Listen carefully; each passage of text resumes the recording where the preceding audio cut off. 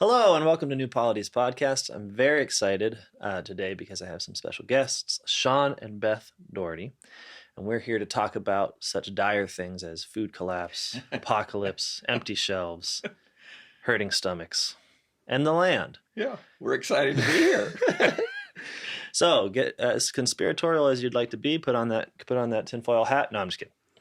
We are here to talk about some of the principles of sustainable farming and why that should matter to Catholics, to post-liberals, to people that want to live radically in this increasingly sinful and difficult world. Fair enough? I think so. I think so. So a little bit of an introduction. Shawn and Beth are most famous for living near us, and so that's why they're here. I think you live near us, Mark, since we've been here since 1990. Fine, that's fair. Yeah. So Shawn and Beth, I mean, some of you might know them, are sort of somewhat accidentally famous within the world of permaculture, sustainable agriculture. They've published a book with Chelsea Green, which is a reputable sort of Reputable new, is the best. It is the best publishing house for sort of new agricultural sort of radical ideas. And the name of your book is The Independent Farmstead. The Independent Farmstead. And they have, first of all, made an independent farmstead. Mm-hmm. But they have that wonderful quality that you only find in 1 in every 10 people, which is not only can they do the thing, but they can speak about doing the thing.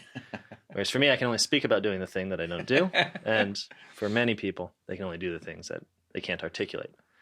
This is why you never ask an artist, especially, to explain the meaning behind their work. You will be so disappointed. Right. You'll wish you never did it. Something that was so profound to you. And then you want to take it into your own hands and say, no, let me tell you what it is. And I was an artist, theater artist. So yeah, exactly. I should say these are, as much as we like to make fun of them, we call them the local yokels. They are, in fact, just as intellectual as the rest of us and cultured. And that's something we want to talk about, which is the relationship of farming to culture. But before we do that, I should finish introducing you, which is to say that you have a wonderful insight into the nature of food production as the basis for politics. Now, I'm not saying that that's necessarily how you would introduce yourself at a party. Yes. Okay. But it's the way that we at New Polity sometimes think of you, because when we think about politics, what we're trying to do is expand the notion. It's not simply governmental work. It is the work of salvation in some way, because a political order is our social order that's orientated towards the production of virtue in people. So it involves everything from the training of a father to a son to the positive law that governs us and hopefully guides us into virtue. So one thing that I've seen that's really missing from this conversation, because I think people will with a little conversation readily admit this, that like things like the Catholic is supposed to be radically transforming the social order, that there is no part of our lives that shouldn't be redeemed in Christ, that it's politics, economics, the way we build our cities and design our roads, down to what we do at 6 p.m. with our families. Like it's all redeemed. It all ought to be redeemed. Okay, so we can admit that much, but then somehow when we get to talking about what we eat, it's like the conversation goes out the window and suddenly we're there just talking about, the cheapest price. Yes. Or even more often, we simply aren't thinking about it at all. And I've even found within the Catholic world, which has obviously its good relationship with the conservative world, that Catholics are often feel a little guilty to get serious about food production as a basic question of Catholic morality, and not just sort of morality in like the am I sinning or not sense, but in the sense of what world are we building? And I think there's a lot of reasons for that. I think sometimes they're a little worried about joining hands with people that they otherwise Yeah. despise, Right. because you in some ways find this, right? Like, Oh, absolutely. All the time. I mean, where are our audiences? They're at Mother Earth News. yeah. Right. And know? and I know you were speaking hyperbolically and saying people we otherwise despise.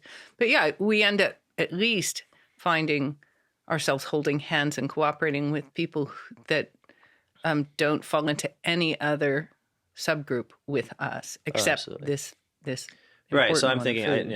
and I'm grateful that you forgave me by allowing me the hyperbole, which it probably wasn't, which is a sinful part of my rhetoric. No, it just simply got the point across. Despise. No. Right. But it's true that, like, okay, the people that are most likely to be reading books on permaculture are oddly, I think it is odd, going to be supporting abortion or contraception. Absolutely. And so I think the conservative, the busy conservative who's got a lot to do in their lives Mm-hmm. is saying, look, I'm not here to parse out all the details. I'm not here to figure out, I'm here to just try to live well Mm-hmm. and to become Mm-hmm. holy in the world, which is a Mhm. good goal. Mm-hmm. But some of what that involves is just grouping people for the sake of convenience, to say, like, well, I don't want to be a part of that because that's Right. associated Yes. with Right. a lot Right. of other evils that Right. but you're here, both in your lives and in your writing, to make the radical claim that actually there's real hope for conversion in those people, because the revolution towards sustainable agriculture is a restoration of real Catholic principles and biblical principles. Absolutely. And that it's precisely because we've been atomized from and sort of alienated from the land and its particular use, that things that later seem obviously okay, such as abortion. Well, what am I saying? I'm saying that the kind of life that we have created through our means of food production has Mhm. made the kind of practices we have all throughout our lives seem to make sense. Right. Yeah, They follow I naturally love the upon. notion that 150 years ago, Mm. going back to the Garden of Eden, people would have something to talk about. I mean, they all knew the same things. They all knew raising food and stuff like that. For the last 150, 200 years, if you talk to people, when they talk to when we get to heaven and we start talking, there's not much to talk about anymore because the people back then have no idea what the internet is. Sure. They have no idea about electronics. They have no idea about those kinds of things. They know about farming. They know about living. They know about providing for themselves. Yeah. And we've totally lost. We don't knowledge have of that. in the communion of saints. The last 100 years is set apart by lack of shared experience, It's lack amazing. of shared. I know. I'm gonna find St. conversation. Francis of Xavier or something and say, like, well, let me tell you Yeah, about right. how much time I spent on Facebook, and he'll Yeah. say, okay, and then probably turn to St. Thomas Aquinas. That's right. Separated Say, by So what were you hundreds of growing? years. Yeah, what were you? Yeah, Right, what did you guys eat around That's right. Daquino? That's right. Yeah, right. Aquino, Absolutely. right? Yeah, no, I think I think that's true, and I think that it's difficult because humanity comes in generations. And when you start thinking generationally, you realize that, you can do something for 2,000 years. You can do something for 5,000 years. But all it takes is one child that is raised in something new Yep. to have a different kind of humanity. Right. Because and to there's break no the tradition. Why one child? Because the Because- child grows up that's with what he knows from his parents. Oh, I see. So one it set only of takes children, one yeah, generation. mhm. Right. Gotcha. Can Right. totally break the tradition. And that's what, in our book, we were looking around. And I love the fact that you said accidentally, because we I did too. I absolutely really came to appreciate this that. accidentally. Yeah. We thought we'd live on some land. We thought we'd have a place for our boys to play and girls to play. We'd have a place for them, and we would provide some of our food. We thought, oh, that's what we want to do with our piece of property. And then we started looking more and more into it, and we thought, this is different. This is an approach. And as we sit down at the table now, and it's not just that the meals are wonderful, but the meals are the ingredients are from the farm. Yeah. The meals tie us to the land. There's a physical communion that you have with the place you are when all your food is coming from this soil, this place, and it's all going to feed back there, right? Yeah. You're sort of caught in this web.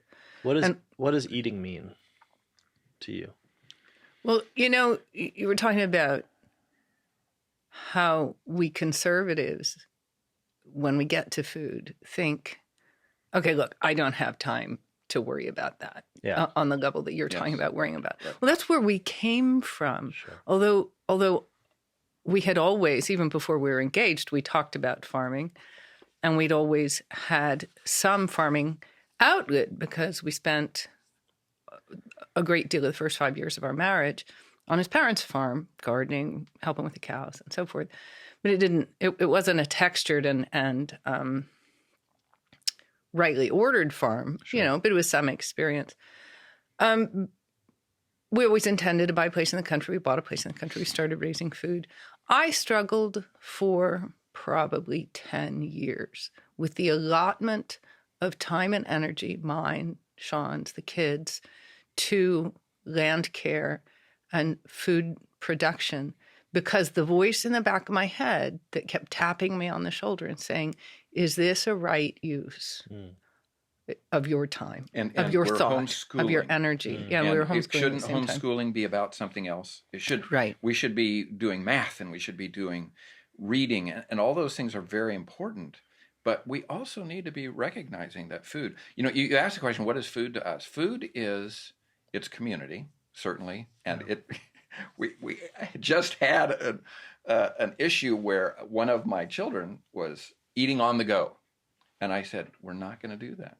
We're going to sit down to eat. Yeah. 3 meals a day together. And I think it's really important. But food is also medicine. The reason we're as healthy as we are is because of this.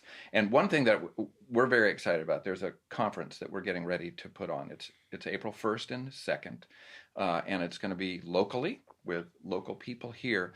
And one of the talks, which we don't know that much about, is food as fertility, or food as nutrition toward fertility. Human fertility, not soil fertility. This is coming from an MD who, that's what he does, is he works with people that have fertility problems. And he's saying, he thinks, his theory, that an awful lot of these fertility problems have to do with nutrition. Sure. That the people are eating, again, people say hyperbole. We don't think it's hyperbole. The food that is coming from the industrial system is poisonous. It is full of... That's de facto, people. That's just the fact. Well, let's dive into that, because that's what I want to know. I want to know what is wrong with our production of food. And I think people have a general sense of this, right? Like, it is odd, certainly, that for the first time in thousands and thousands of years, most of the farmland is owned by very few people who produce it as a commodity. So they produce it on a massive scale for the sake of money. And then in order to profit those people, we consume food now in the same way that we would consume any other mass-produced good, whether clothing or cheap toys or whatever. Yeah. Right. That this is odd. Yeah. And that, but I think that move from, well, okay, obviously we've commodified food and that's sort of what we've done with everything, to this is poisonous, is not something that and yet people it's know a fact. Unless they're... It's a fact. You said, what's wrong with our food production system? And the short answer is everything. Okay. Now, why we got there, Beth can address better. She's done the research to know why we got there. But what we can look at is what is in this process that's happening. And if I'm farming on our scale, on the human scale, I can go out and I can pull weeds and I can prepare a garden bed and I can get ahead of the weeds in order for my crop to come in, and I can also fertilize it on that scale. When I move to thousands of acres, even when you move to hundreds of hectares, right? There's a human land ratio that you can. It's different in different environments. It's different with different goals, like what are you raising? But if you exceed it, then the result is going to be the degradation of the land and the food. Yeah, and my tools now are different. It's no longer a hoe and a shovel. It is now sprayers. Right. Because the only way I can stay ahead of the weeds, and because the weeds are going to come. I mean, that's part of garden. It's their job. It's part of the Garden of Eden. Yeah. The weeds are going to come, and we're going to be fighting the weeds, and we're going to be fighting. And how do we till, and how do we do it? When we start doing it on that level, and we start spraying, there's pushback. Nature. That's not how nature does it. Sure. And that's one of the things that is our modeling is how does nature do this thing? Yeah. And you will not find many of the examples in how it's done on the industrial level. It's left nature. So we're going to come in and we're going to poison that thing. Yeah. Okay. I mean, how it doesn't, we don't have to argue very hard to say, if you're poisoning all of the plants that you're going to eat, and you think that that's not going to affect your food, right. I think you're being naive. It really, so part of our problem is that for at least 100 years and for really longer, we've increasingly as human beings lived out our lives birth to death in a world of basically human construct.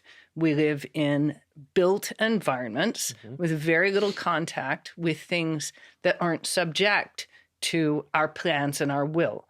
That's a high, it's an abstract way of talking about the fact that we spend our time in houses and buildings and on sidewalks and on roads and in cars. And on computers. And on computers, Yeah, right. dealing with machines until the mental universe we exist in, we move around in a world that we think of the way we think of machines as identical parts, distinct from one another, always interchangeable. Yep.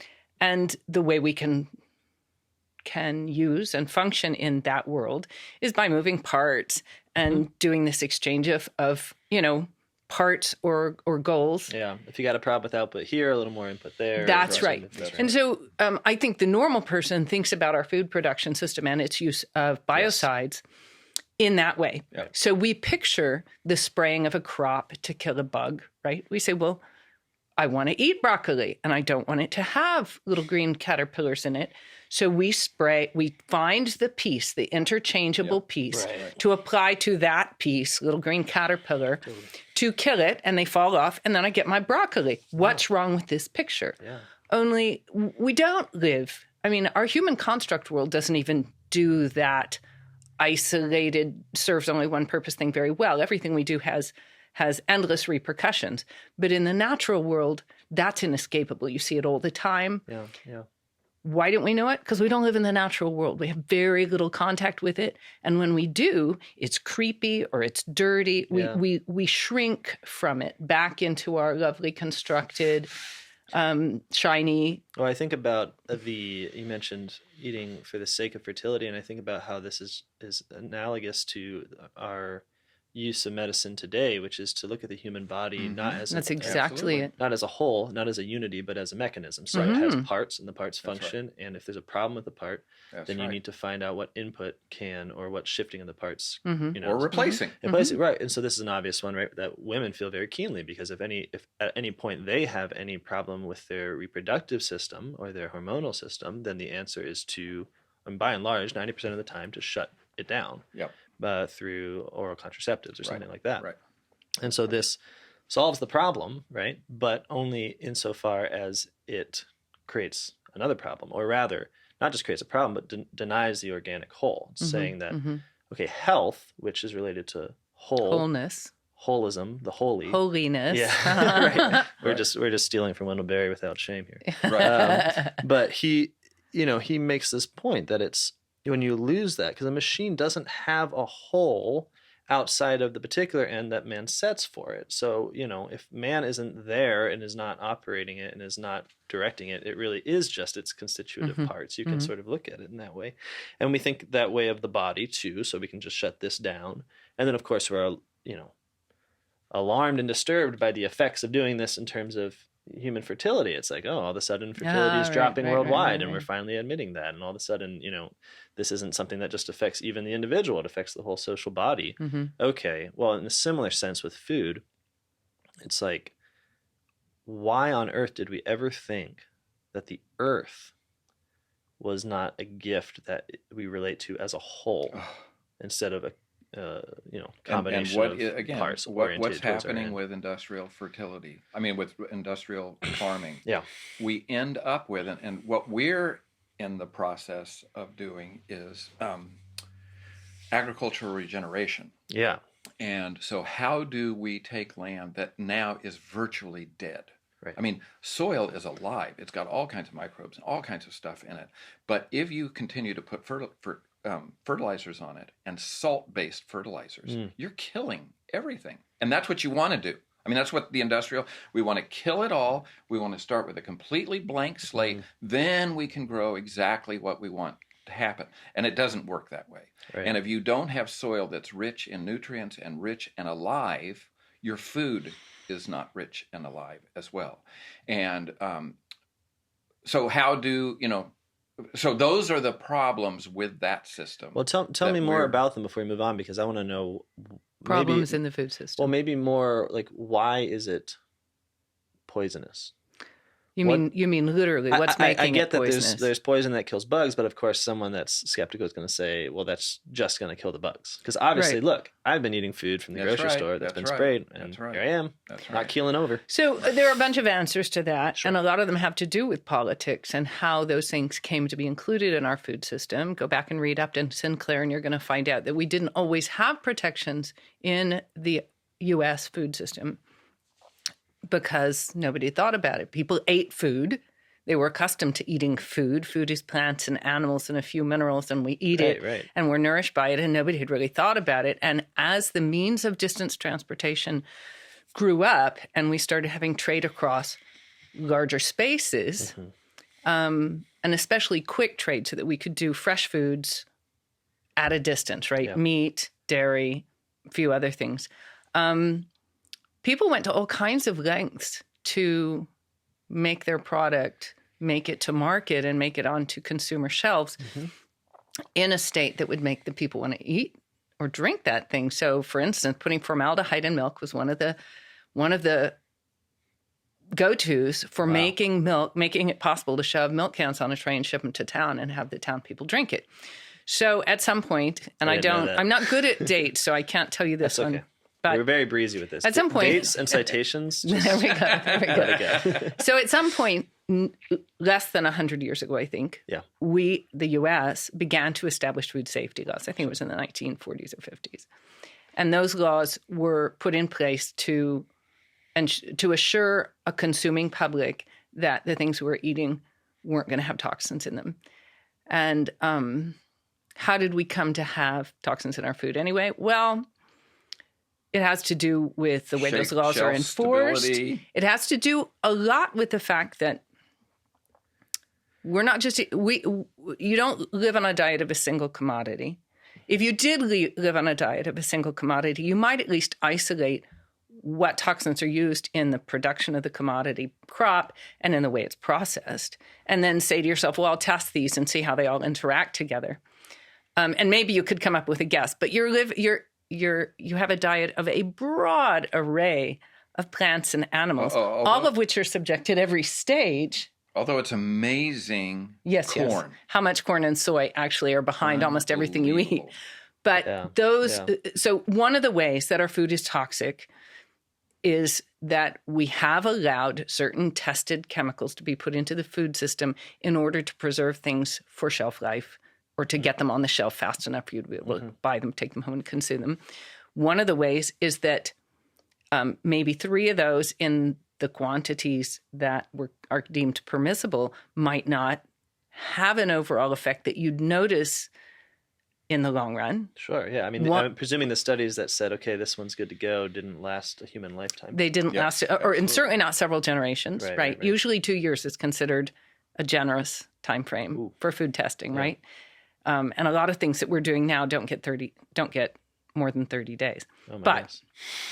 That's I'm including drugs in that one. So, sure. So there is the mix of toxins. There is the question of who's testing this stuff and who's dealing with the raw data, right? Who's deciding, was this okay? There's one simple obstacle to discovering what the effects of a food additive are. And that's that when we do a study, we can only look for what we can identify, right? So if you know that a toxin that you're proposing to use in the preservation or in the growing of tomatoes, if you're proposing to test that toxin, say, I want to see if I can apply these tomatoes and make it safe for humans to consume, and you're doing your lovely short study on that, you're going to look at what you think that toxin might do, and then you'll look for those results. But what about all the results it might have singly or in concert with all the other things that we're going to be eating that we don't identify as that problem? So the first genetically modified product for human consumption that reached this country was in the 1980s, I think. And it was natural, what do we call those, supplements to help people sleep, maybe. And it was shipped in from China, and they were using, without telling us or notifying anybody, they were using a 4 times genetically modified bacterium to produce this substance. And the only reason that it ended up causing an epidemic, the CDC was getting notification from all over the country, like, we are seeing this really, really weird condition. It's often fatal. It's debilitating. It has many, many symptoms, and we don't know what it is. Well, the only reason we identified that was happening, tracked it back to this Chinese food supplement, and got it out of circulation, was that the results were very, very noteworthy. Yeah. But suppose that one of the results was simply a decrease in fertility in humans, right? We're not going to, it comes on gradually. We don't know what to take it back to. Obesity is a great example. So these, I could go on for a long time and get too far from your topic, which is what's wrong with our food system. Right. No, but it's helpful because I think it helps to break down, just to know that part of moving to a commodity system is that your ends, your motivation change. Absolutely. Why are the people that are producing 99% of the food for us producing it? They're producing it for money. For money. And so it's not to say like, well, they're all just horrible, greedy people or something like that. In fact, if you'll look at like the rates of farmer suicide in this country, you see that they, I think, feel as trapped within an industrial system as the consumers that are in the end of it. And that if you really want someone to go get the pitchforks and kill, it's going to be like, CEO of like Kellogg's or something. But so, when we sell off farm, and we don't sell off farm very much, but when we sell off farm, we know that our product is the best product in the world because we're really only raising this for ourselves. Right, yeah. We're raising really good food, and then if we have surplus, we send it off. Now, if we were doing, and there are a lot of small farmers that are doing this, I've got to raise money to pay the bills, to do my mortgage. I am no longer, first of all, I may not be even making it for myself at all. Right. Most farmers don't eat what they grow because most of the food grown in this country you can't eat soy, so you're not even you doing can't that. Eat industrial But GM if corn. you are, if this is money, if this is translated into money, now I am tempted, at least tempted, and very likely going to follow that temptation to find ways to grow more, or to produce more cheaply, or do it more cheaply. Yeah, I mean, the church has always said that one of the great benefits of private ownership is the care that it naturally inspires in the person for what's owned. That's right. And I think this could be applied directly to small scale ownership, because if it's for you first, then you care. Yeah, your temptation to adulterate your food is not there. It's not to say that there's not like a theoretical possibility of a pure heart altruistically producing off of thousands and thousands of acres, but the point is that the temptation is tough. Right. Well, and the practicality is you can't do practicality. You just can't farm on that scale very well. Yeah. So it's radical what you're suggesting, because what you're not suggesting is here's a way to have the same motivations as what we might call industrialist or capitalist farming, and get better results. What you're saying is we need to actually change our motivation. So what we're talking about is conversion here, right? Well, where the end is no longer money. The end is to get back to a place where we are in communion with the land through eating, and that's primarily what we're doing with the land. And then excess, rather than being the goal, right, is the gift. It's the gift. surprise It's the blessing. that allows the work to flourish into the lives of other people. But what's really fascinating about that to me is that the flourishing and the movement outwards from your family is actually guided by God in the sense that your productivity, like what will be in excess, is not really the plan. Right. Oh, yeah. It's what comes from your care of the land. Yeah. And so you're just not so you're not guided by the production of profits, and so that's a different life. And I think this is in some ways despairing. It can seem despairing to people because there's a lot of people within the Catholic world that listen to New Polity that get some sense of a back to the land movement, and what their mind goes to is, I have this job in tech. Yes. I'm designing apps for King Zuckerberg or whatever, and I hate it, and I hate myself for doing it, and I want to get out. So I'm gonna get what I get from doing that by going to the land and doing this. And you're there, and I think the initial sense is a little dour, right? It's like, no, Right. You are not going to be able to live a money-based, commodity-based lifestyle anymore, right, if you want to do small-scale, sustainable, and healthy farming. Right. If you want to do it well, yeah, you have to think about it entirely differently. I mean, but if you do it well, you can think about it entirely differently, because it will provide for you. One of the first you things haven't you say seen is before. Don't quit your day job. Sure. Stay with your day job. Maybe cut back your hours. Absolutely. That's what my whole life has been. So I was a professor at a university, full-time. And gradually, as we did more and more farming, and as food became less and less an expense for us, food now...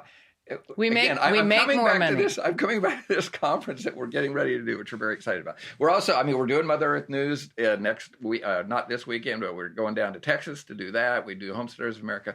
But this local conference we're very excited about, because it is local people together. Again, it's April 1st and 2nd, and it's thehealingland.com if you want to go look at it. But you can come to it and see how we're having visits to these small farms. You can see how these small farms are trying to do that. And one of the things that we talk about in terms of farming is, if you really want to know what a farmer is feeding himself, and this is the big one, improving the land as he's doing it. And that's something that when Joel Salatin and Wendell. No, not Wendell Berry. Michael Pollan. When they were talking about, that was the wake-up call for Poland. Poland? What is it? P-O-L-L, so I think we should say pollen. Yes. Yeah. When he saw that it is not a sum game. Yeah. That you a zero-sum game, right. That you can have the best food that there is, and more abundance. It improves the land. Or, all of a sudden you start saying, you mean God made it that way? Yeah, right. That you can do this? That God created a system where it gets better when you use it? More and more abundance. In fact, it's a non-competitive system. Yes, we aren't really in absolutely. competition with one another and the rest of the world to get what we need. Because if we take care of it, you're improving it. It takes care of us, and it gets better in the process. And you are producing more and more of an abundance because your land is getting better. This is exactly right. This is exactly right. There's more for everyone. But the reason it so helps you believe in God. Yeah, it does. And believe in a system that if you get, when I used to teach theater, I would talk about to the students and I'd say, you need to get into the groove of the play. You need to really find out what this play is trying to do and get into that thing. And what we do now is, and people come up to us and they say, you know what you gave me? You gave me encouragement. Hope. You gave me hope. It's not so much exactly how to do it, because every piece of land is a little bit different. But you start getting into the groove of how nature wants to use this land with you to improve it. So you don't come to the land and say, this is what the commercial farmer does. Right. He comes to the land and says, this is what you're going to do, poof, as opposed to saying, land, you teach me what this land is supposed to do. And that is back to the accidental. That's exactly what we followed, more or less what our pops and did. It was more or less, everybody follows the commercial method down to the small, because that's what you're taught. Yeah, sure. And so, but then when you start letting the land speak to you, you start saying, well, is this improving the land? Well, it's not improving the land. Then I need to do something a little bit different. Right. And it's been a really exciting journey. And one of the things that I meant to mention earlier was, so we're trying to find the books that say this. Right. And they're not out there. You can't find this. You can glean it from Little House. You can glean it from All Creatures Great and Small. You can glean There's it all from sorts these of other fun things. places to pick up knowledge about old agriculture, but it's usually not in books that were intended to tell you about agriculture. So what we said is we're going to write a book that's going to help that person make that leap. Yeah. And we're going to go talk about this and help people. Well, it seems like what's fundamentally different about what you're proposing is that in the same way that food no longer becomes commodity, farming no longer becomes job. Yes. And so the idea of like a farmer is I think it's a modern construction that we're then trying to import back on the past and say, oh, look, they were all farmers or something. Right. They were humans. Yeah. Therefore, they took care of the land and ate from it. And whether they were hunter-gatherers who knew not to take too much of any given plant any given year, or it might not be there next year, or who knew how to cull a wild herd, so that knowing that a large herd is going to go into a tough winter, you want to cull the herd so that some individuals come through strong instead of there's a huge die-off and everybody comes through sick. Either way, whether hunter-gatherer or agrarian, people were taking care of that land. Yeah. Where was I going with that? Well, I think that one of the things you said it's that it shouldn't be a job. But I was just reading Wendell Berry, and he's talking about how we should love work. Yes. So it is work. Oh yeah. And it's hard work. Yeah. But you're right. It's not a job because it's not being translated into these other things. And what we try to practice is what we call a low or no input farm. Okay. So what we watch over and over again is people buying the piece of land, and then they follow the model of the commercial on the small scale, and they end up going to the feed store 1,000 times. And even if they follow the model of a permaculture design person, the picture tends to be erase what's here and put down what I think ought to be here or what I think is better. Sure. Right. And so what ours is, the farm is going to provide an awful lot of the things you want. And if you're chasing the wrong dream, it's maybe because your farm is not that kind of farm, right? So that you are saying, what farm, tell me what it is that you can do. And that's been our journey so we, the cow is just fabulous. I mean, the cow eats grass. You don't have to feed it anything else. It doesn't need grain. All of those things that people tell you it has to have are inaccurate. It can just live on grass. And you've got an abundance of grass. Okay, well, so how about the pig? Well, how can that work? Well, the pig loves milk, that comes from the cow. And then the chickens. And then you start saying, well, but I want to have more chickens, but how can I do this without going to the feed store? And then you start doing the research, and you find things like mangel-wurzels, right. And you find things like tromponcino squash, which are great foods for the animals. Yeah. So that I don't have to go to the feed store. Yeah, until I met you guys, I'd never heard of anyone growing food for their animals. I know that sounds probably basic. It's because we're in a because they've all soy and corn. We're in a grain-based, in a commodity-based system now. The only reason we're feeding pigs, chickens, and cows corn and soy is that we have very large tracts of subsidized corn and soy, and we need something to do with them. Dial back to the 1970s, and it was something else, not just corn and soy. And if you dial back far enough, you get out of subsidized grain, and people are too smart to work as hard as you have to work to raise an annual for its seed and then feed it to a bunch of animals whose actual design, like God-given design, is for foraging and consuming the things, parts, and conditions humans don't consume. The reason we partner with the animals we partner with is their ability to take what's there and turn it into not just food for us, but into a bunch of different forms that are all going to feed back into this little ecosystem in ways that make it more abundant. Yeah. And I'm wondering, should we go back and touch on these people who want to quit their jobs and become farmers and think, okay, so now what I need to do is look out. The world's full of videos and books to tell those people, farm just like me. Look at my acre and a half that's making me $150,000 a year. You can do it too. Just pay me $500 for my video. There are a lot of problems with that picture.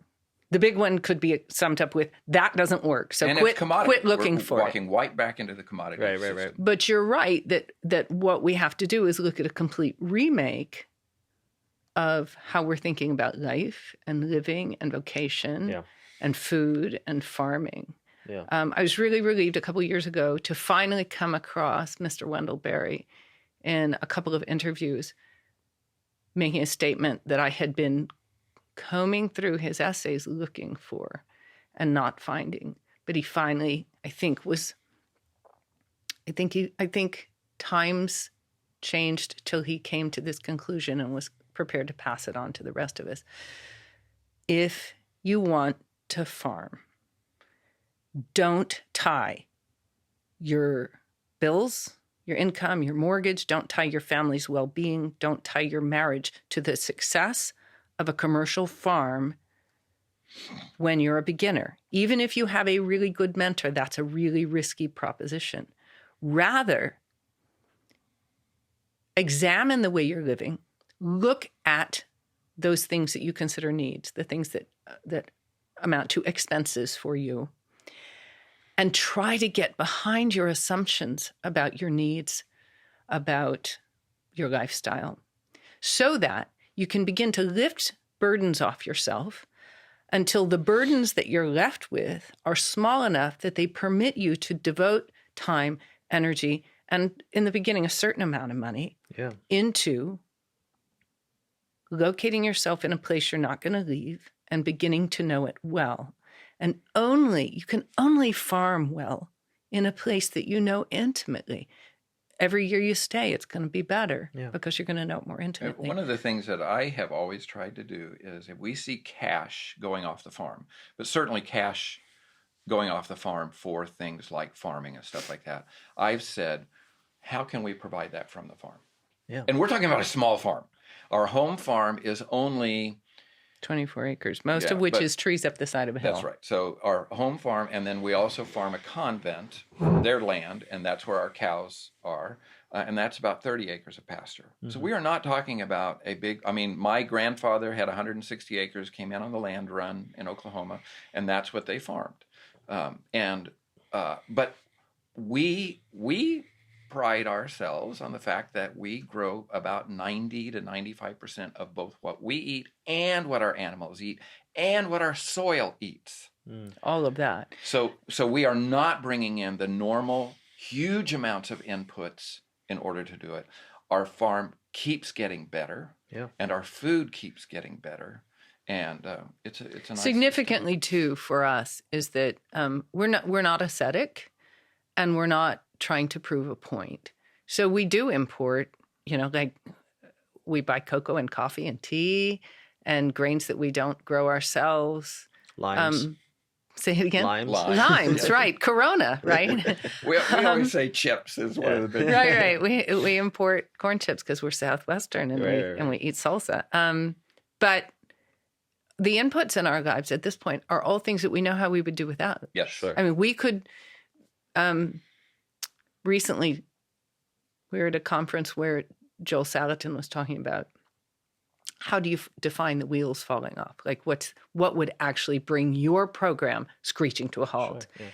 And we couldn't. That's great. Personally, we couldn't because it's interesting. Joel Salatin, who we admire, he's wrote an the foreword excellent commercial farmer to our book. He's a very good friend of ours.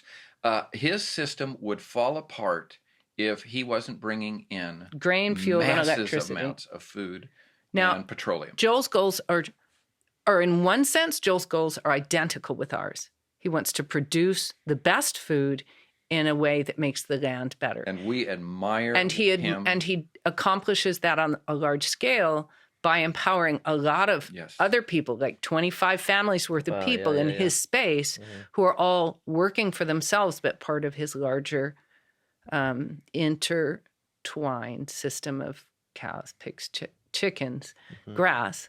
And that's great. And so Joel does, because he is producing for export within the bounds that are possible while still making his land more fertile. His definition of the wheels falling off was electricity, fuel, and grain. I'm not attempting to make a comparison with Joel when I say we didn't have a definition of the wheels falling off. It's just our system is not trying to rev itself up to produce a lot of exportable food. Right now, we're trying to take really degraded land and turn it into really fertile land. And as it gets there, it's producing more exportable food. And that's something else. Our land was terrible. Yeah, strip mined, right? Right. It had been, the topsoil had been taken off to backfill a retaining wall on a road. So it was stripped. It's very steep. One way or another. You would look at this land, as our friends did when we bought it, and think, are these people crazy? That's right. And we did too, in a certain sense. Again, we saw it as a recreation area. We did not see it as a farm. But we saw it as a place like to you say, flip and then farm. The land spoke to you. That's right. Which seems to be the Catholic turn when it comes to our human constructions, because, the Catholic is not the one who thinks that you shouldn't be constructing the world. Precisely the goal of tilling and keeping was given to Adam in the beginning. That's right. You do construct, but you construct a given. Right. The world is given to you. It's a gift, right? So it has that priority of being a gift. But then you're responding to the gift to make it a pleasing and in fact, the thing to God. system works. Yeah. That's what so we keep fun. saying, and that's what I think people, when they hear us talk, they get so excited about. Is this system works. Yeah. And Trust if you the system. get in the groove of this system, it is going to start giving you replenishing, giving, being very abundant. Yeah. And it's what really do we exciting. mean by system? So we mean by system that God made the world and the sun shines on it, and there are leaves everywhere picking up photons. And those photons have to be, they're collected into plant material.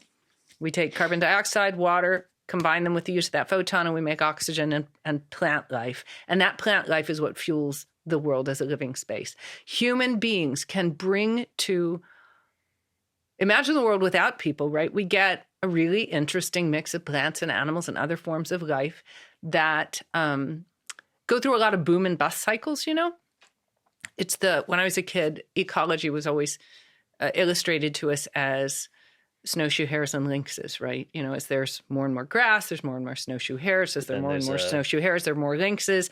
Until one year there's a poor year for grass, or you've simply outproduced bunnies. There are too many bunnies, and they starve. And then their population crashes, the lynx population crashes, the grass has a chance to recover, and it all starts over again.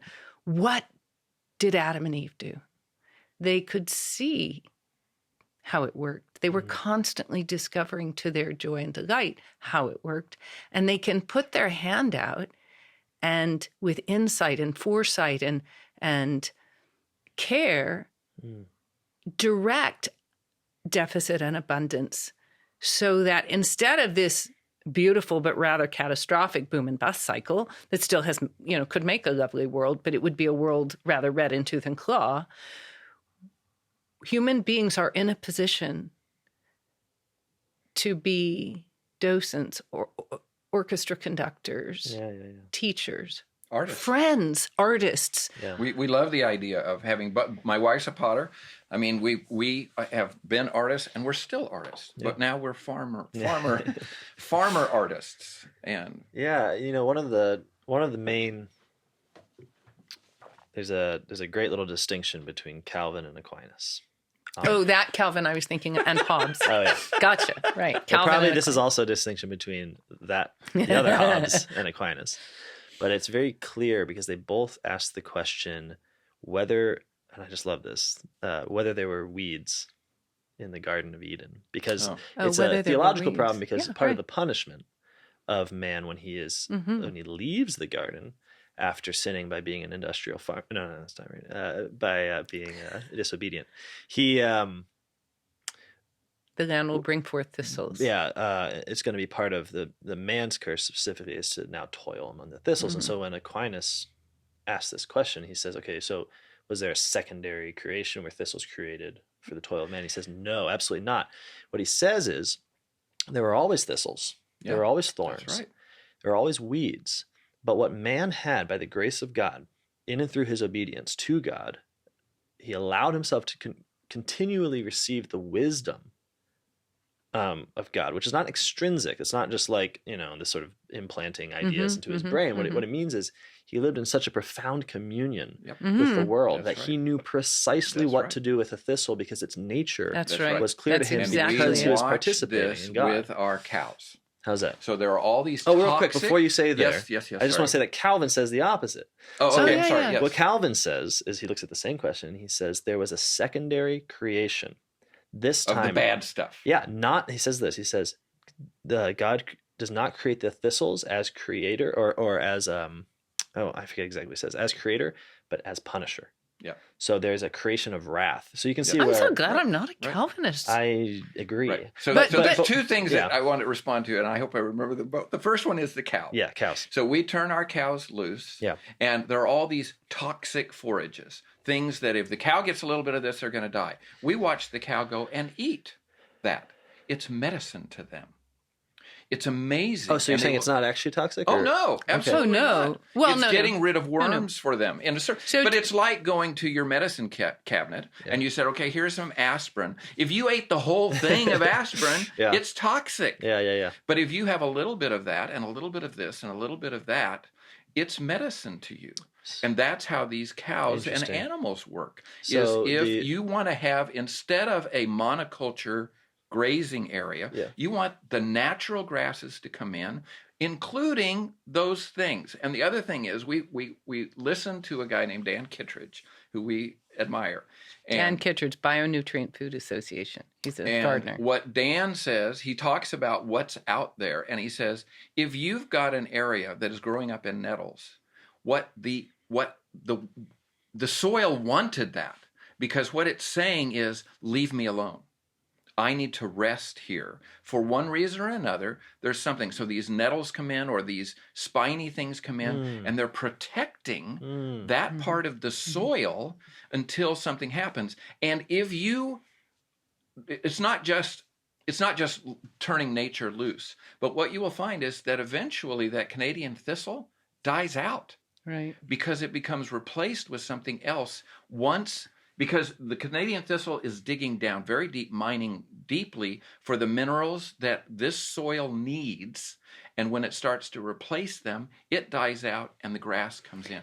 Again, the system is amazing, and we should not be surprised by that. Right. God gave us this great system. In case the use of a term like the soil wants this is too anthropomorphic for the listener, for the Catholic listener who doesn't want to hear a bunch of sort of pagan environmentalists on their line, right, on their screen. You should read Aquinas. He's always talking about the rock wanting and loving to be, to fall towards the ground. And Who is that? Aquinas has this idea of natural desire. Okay, great. Then we're following in a good tradition. I mean, what we have to remember is none of this is an accident. We are living in something that flows from the mind and will of God. And God doesn't say anything that means one thing. Everything he says means everything all at the same time. As he speaks us, as he thinks us, and he thinks the world, all those pieces fit together. The thistle comes up because the seed was already present in the soil. And the conditions that will call forth thistle are met. Bare soil that is in danger of being washed away.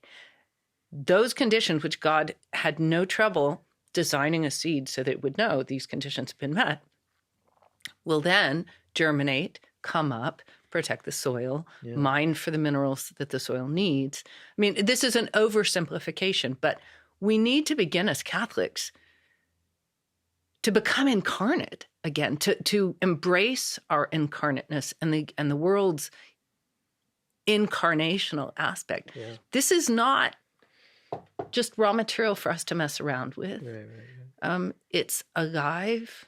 The parts that aren't alive are still held in being and designed by God's wisdom. It gets back to your question of weeds.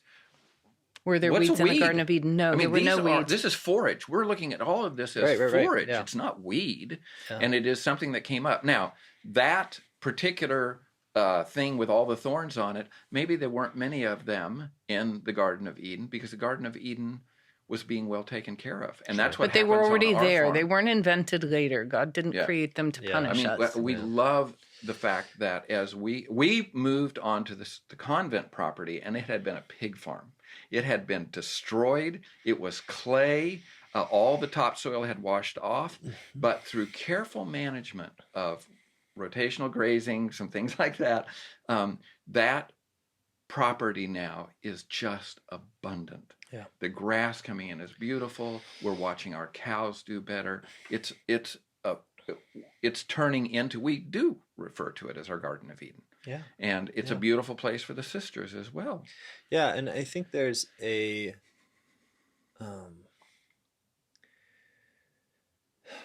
lot of, if you look at the sort of history of what you might just refer to as capitalism, but it's also industrialism. It's sort of a mix of things, somehow liberalism as well. So one of the first things we did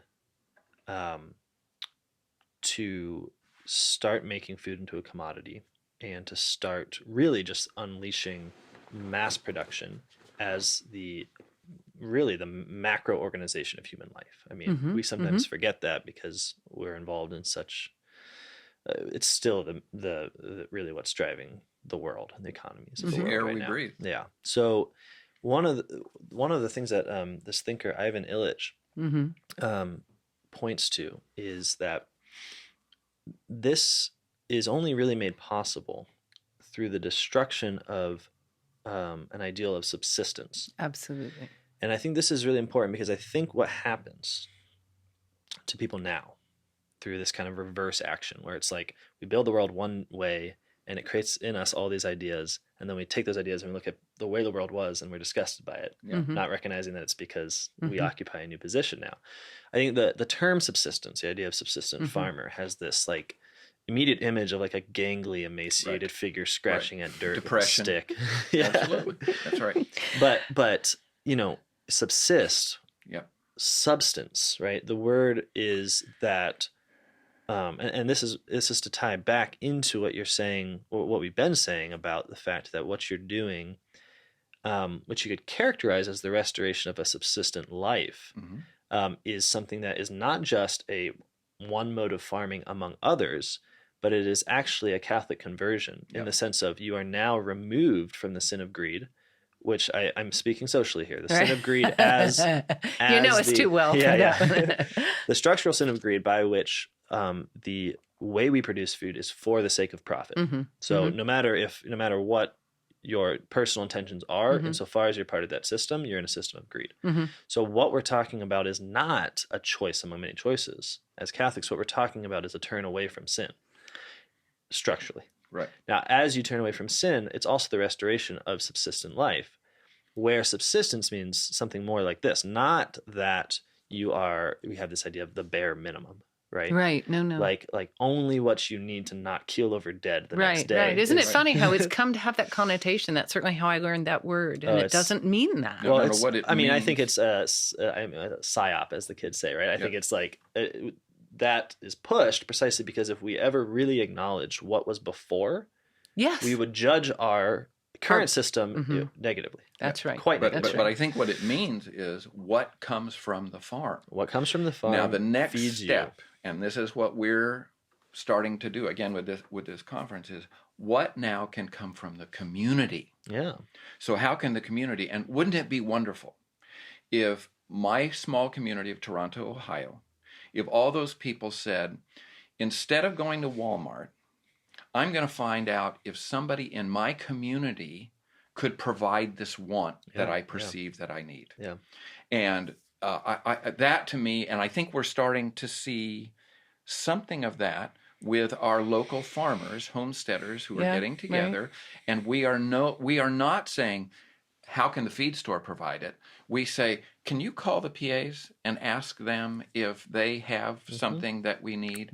Or can we talk to the Burks and ask them? And so that we are creating this desire to provide our needs from community. Yeah, and this is the destruction of idolatrous systems that have sort of lorded over us for a while. It's just it's a slow destruction, right? Because the point is we don't need industrial agriculture. We think we need it because we're addicted to it. That's right. By a sort of social necessity. And that shift away from it, the shift that's going to happen, if this system breaks down, and we do believe that it's going to break down, you can't continue to farm the way they're farming. And it's just going to get worse and worse and worse. And when that system finally comes to the point where we break down, I mean, part of it is it's coming to an halt, people. Right. It's going to be a tough shift. But if we could have, in the meantime, gotten these small communities together and said, let's learn how to do it. I mean, our own website is One Cow Revolution, because we think if everybody had one cow, the amount of independence you have by providing for yourself the milk, it spills to the whole farm. Go to One Cow Revolution if you're interested in the structure of this story. Yeah, but that's the beginning, and we need to be doing it now rather than when that other system finally collapses and breaks down.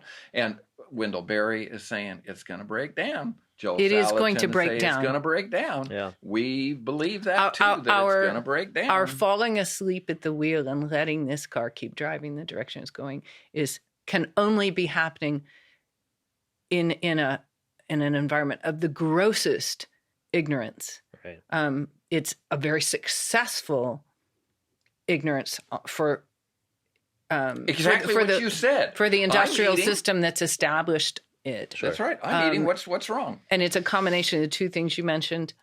The second one being we tell stories about the past that demonize the past, tell us, how scary and awful it was. Oh, people died in droves. I love this sort of funky contrast between life was so hard for people, for all human beings up till the present, because they didn't have all of the tools and conveniences we have.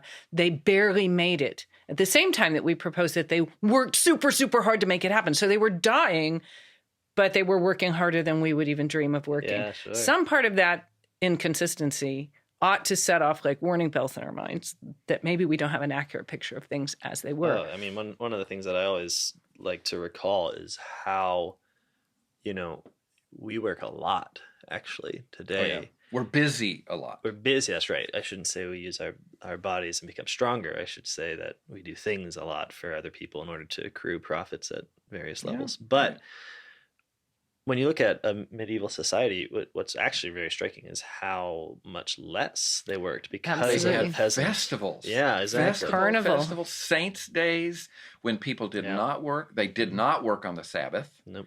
There are some beautiful things about that. And we're not just nostalgic about that. Sure. We really are drawn to that. Yeah. I mean, we hear about something like Clear Creek, that group and these people coming around Clear Creek, and they are in pursuit of something that's medieval. Sure. And people say, there's something right about that. It's certainly happening in this area. We've been hoping for it to happen for a long time, and it's actually been people like you. Sure. It's been your generation, I think, Mark, who are saying, I want to come back to a place, and I want to try and create that.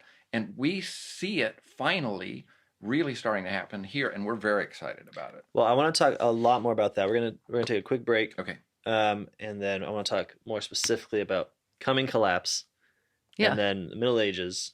Especially, but then also to get into the theological roots of a lot of what you're describing as your life, which is wonderful. Mm-hmm. Okay. All right. We'll be right back.